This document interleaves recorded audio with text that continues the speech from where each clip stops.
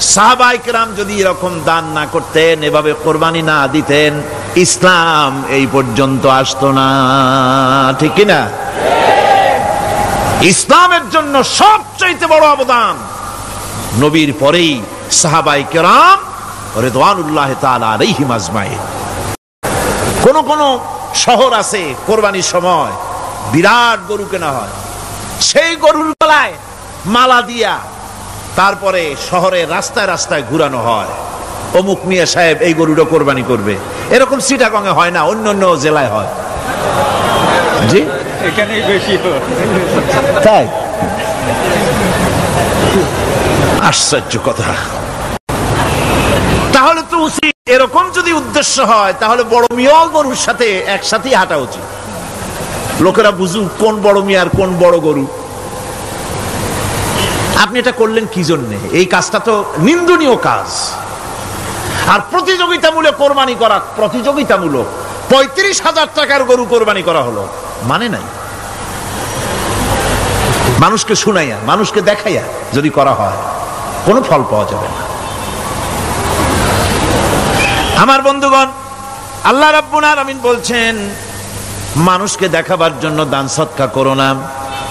In তুবদুস সাদাকাতি ফানি'ম্মা হিয়া ওয়া in তুখফুহা ওয়া তু'তুহাল ফুকারা ফাহুয়া খায়রুল লাকুম ওয়া ইউকাফিরু আনকুম মিন সাইয়্যাতিকুম। প্রকাশ্যভাবে খরচ করলে তা ভালো, আল্লাহ পাক বলছেন প্রকাশ্যভাবে খরচ করলে তা ভালো, কিন্তু গোপনে দান করা সবথেকে উত্তম। তবে প্রকাশ্যে দান করতে গিয়ে যদি এটা এই জন্য হয় যে আমি দিলে পরে আরো একজন উৎসাহিত হয়ে দেবে, সমাজ কল্যাণ পরিষদের এত বড় বিশাল মাহফিল, 16 লক্ষ টাকা খরচ হবে, দিলাম আমি 1 লাখ টাকা, এটা শুনাইয়া বলার পর আমার কথা শুনিয়া আরো যাদের টাকা আছে তারা হয়তো 2 লাখ দেবে, এই চিন্তা করে যদি তারগিবের জন্য, উৎসাহ প্রদানের জন্য, ইন্সপিরেশনের জন্য যদি হয়, এই নিয়ত হলে ক্ষতি নেই। কিন্তু সর্বাবস্থায় দানটা গোপন হয় ভালো। আল্লাহ পাক বলেন গোপনে যদি তুমি দান করো তাহলে আমি রব্বুল আলামিন ওই গোপন দানের বিনিময় তোমার সমস্ত গোপনীয় গুনাহগুলি আমি রব্বুল আলামিন মাফ করে দেব। আমার ভাইরা, হযরত ইব্রাহিম আলাইহিস সালামের কথা আল্লাহ পাক কোরআনে কারিমে বলছেন সবর কারে কয়, দেখো শেখো সবর কারে কয়। আল্লাহ পাক বললেন ইব্রাহিম তোমার বিবি আর তোমার নবজাতক এই সন্তানকে রেখে আসো মক্কা নগরীতে। তিনি চলে গেলেন, সেখানে ঘর নাই, বাড়ি নাই, কিচ্ছু নাই, চতুর্দিকে ধুধু বালু আর মরুভূমি। হযরতে হাজরা বলছেন ইব্রাহিম সামান্য পানি আর খাবার দিয়া আমার সন্তান শুদ্ধ এখানে রেখে যেতেছো, আমি কি অপরাধ করেছি? কোনো জবাব নাই। 2 বার 3 বার বলার পরে হাজরা বলছেন ইব্রাহিম গো, তবে কি আমার আল্লাহর হুকুম মতো আমারে রেখে যাচ্ছ নাকি? হযরত ইব্রাহিম আকাশের দিকে আঙ্গুল উঁচু করলেন, কথা বলবেন বাক শক্তি বেরোচ্ছে না। 80 বছর বয়সের সময় একটা বাচ্চা আল্লাহ তারে দিচ্ছেন, আর এমন বাচ্চা পয়গম্বরের ছেলে, কি সুন্দর চেহারা, মরুভূমির উপরে ফালাই দিয়ে রওনা হয়ে যাচ্ছেন, মুখ দিয়া কথা সরছে না, আকাশের দিকে দেখালেন। হযরত হাজরা বুঝতে পারলেন। হযরত হাজরা বলেন ইব্রাহিম কোনো চিন্তা নাই, নিশ্চিন্ত মনে বাড়ি ফিরে যাও, আমি আমার আল্লাহর উপরে এতটা ভরসা করি, আল্লাহর হুকুমে যদি আমার এখানে রেখে যেয়ে থাকো, ওই আল্লাহ পাক আমাকে আর আমার কলিজার টুকরা ইসমাইলকে পানিতে আর খাবারে মারবেন না, অবশ্যই তিনি ব্যবস্থা করবেন। হযরতে হাজরা পানির জন্য দৌড়াদৌড়ি করলেন, সাফা মারোয়া আপনারা জানেন, সব জানা কথা, সাফা মারোয়া দৌড়িয়ে এই যে পানির জন্য হাজরা দৌড়াইলেন, আল্লাহর কাছে খুব নাপছন্দ হয়েছে নাকি? এমন পছন্দ হইল আল্লাহর কাছে, কিয়ামত পর্যন্ত তার এই বান্দির আমল, এই দৌড় আল্লাহর কাছে এমন পছন্দ হয়ে গেল, কিয়ামত পর্যন্ত সমস্ত হাজীদের জন্য আল্লাহ ওয়াজিব করে দিল, দৌড়াও, আমার হাজরা যেমন দৌড়াইছে সেই রকম দৌড়াও। সুবহানাল্লাহ। ইসমাইল না খেয়ে মরছে, পানির অভাবে মরছে, হযরতে জিবরাইলকে আল্লাহ পাঠায় দিলেন, আমার ইসমাইলের পায়ের গুতা যেখানে লাগতেছে তুমি গিয়ে সেখানে পায়ে আঘাত করো। হযরতে জিবরাইল পায়ের আঘাত করলেন, সেখান থেকে পানি ছিটকে বেরিয়ে চলে আসলো। জমজম, থাম থাম। হযরতে হাজরা এসে দেখেন পানি চিকচিক করতেছে চতুর্দিকে, পানি থামানো যায় না, চতুর্দিকে পাথর দিয়ে বেড়া দিতে, তাও থামে না। তারপরে তিনি বলছেন জাম জাম, মানে থাম থাম।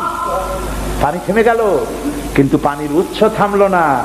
সেই পানি পৃথিবীর কোটি কোটি মানুষ আজ পান করে, লক্ষ লক্ষ মানুষ এই পানি দিয়ে গোসল করে, উযু করে। লক্ষ লক্ষ গ্যালন পানি প্রতি বছর সারা দেশে ছড়িয়ে যায়। মক্কায় যায়, মদিনায় যায়, জেদ্দায় যায়, সমস্ত জায়গায় যায়। দরিয়া ফুরায় যাওয়ার কথা, কিন্তু কুয়া ফুরায় না। সুবহানাল্লাহ।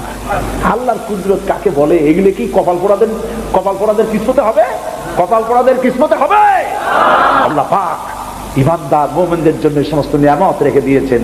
আল্লাহ পাক বলেছেন ফিহি আয়াতুন বায়্যিনাত, অসংখ্য নিদর্শন। এই কাবা আর এই কাবা কেন্দ্রিক আমার অনেক নিদর্শন আছে। তাকায় দেখো কত নিদর্শন। আজ পৃথিবীর কোন শহর নাই নিরাপত্তার শহর যেখানে জীবনের নিরাপত্তা পাওয়া যাবে। আল্লাহ পাক বলেছেন ওমান দাখালাহু কানা আমিনান, যেই ঢুকবে মক্কায় আর মদিনায় সেই নিরাপত্তা লাভ করবে। সুবহানাল্লাহ, সুবহানাল্লাহ বলবেন না? সুবহানাল্লাহ বলবেন না? আমার বন্ধুগণ, এরই বলে সারেন্ডার করা।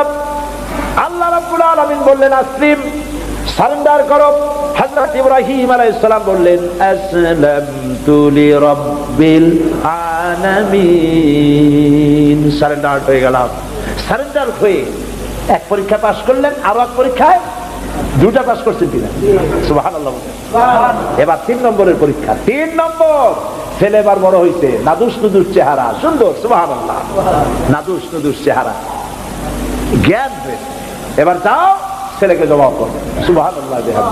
একটার পর একটা মারাত্মক অগ্নি পরীক্ষা। ছেলের জবাব করো। হযরত ইব্রাহিম আলাইহিস সালাম বলছিলেন যে আল্লাহ এই রকমের কঠিন পরীক্ষা তুমি আমারে বানাইও না। বলছেন না।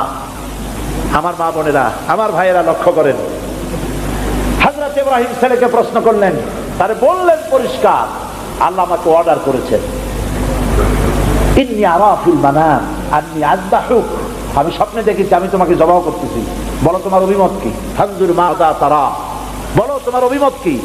হযরত ইসমাইল বলতে পারতেন আব্বা আপনি আমার বাবা, আমার মায়ের শুদ্ধ এখানে ফালাই দিয়ে গেছেন, বছরের পর বছর খাবার দেন নাই, পরার দেন নাই, খোঁজ খবর নেন নাই, আজকে কোন অধিকারে আপনি আমাকে জবাহ করতে এসেছেন? বলতে পারতেন না?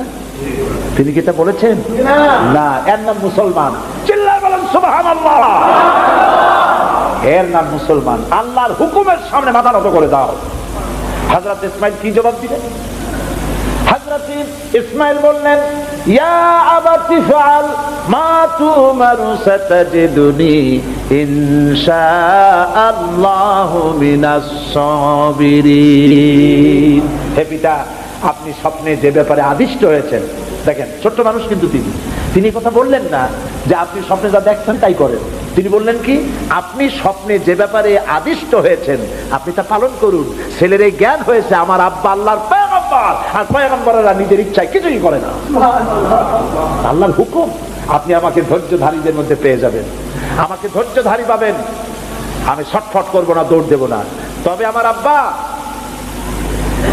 3টা কাজ করেন। জবাহ করার সময় আমার হাত পা বাঁধেন, যাতে করে জবাহের বেদনায়, যন্ত্রণায় আমার হাত পা আপনার গায়ে লাগলে আমার বেয়াদবি হয়ে যেতে পারে। হাত পা বাঁধবেন। 2 নম্বরে আপনার চোখটাও বাঁধবেন ভালো করে, যাতে করে আমার গর্দান দেখলে এখানে ছুরি চালাইতে আপনার কষ্ট হইতে পারে, হাতটা শিথিল হয়ে যেতে পারে। বাপের কাছে ছেলের গর্দান বড় প্রিয়। বাপ তার ছেলেকে কাছে রেখে তার গর্দানের উপরে চুমা খায়, তার কপালে চুমা খায়। আপনার চোখটা বাঁধিয়ে নিয়েন, তাহলে কষ্ট কম হবে। আর 3 নম্বরে আর একটা দাবি আছে।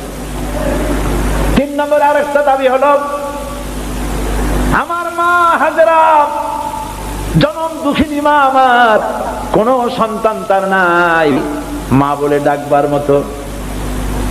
আমাকে জবাহ করার পরে আমার রক্ত মাখা জামাটা আমার মায়েরে দিয়া দিবেন, আর বলবেন যেন কান্দাকাটি না করে, কিয়ামতের দিন আল্লাহর দরবারে মায়ের সাথে আমার দেখা হয়ে যাবে। হযরত ইব্রাহিম হাত পা বাঁধলেন, নিজের চোখ বেঁধেছেন। আল্লাহর আকাশের ফেরেশতারা তাকায় দেখতেছেন কি সাংঘাতিক পরীক্ষা।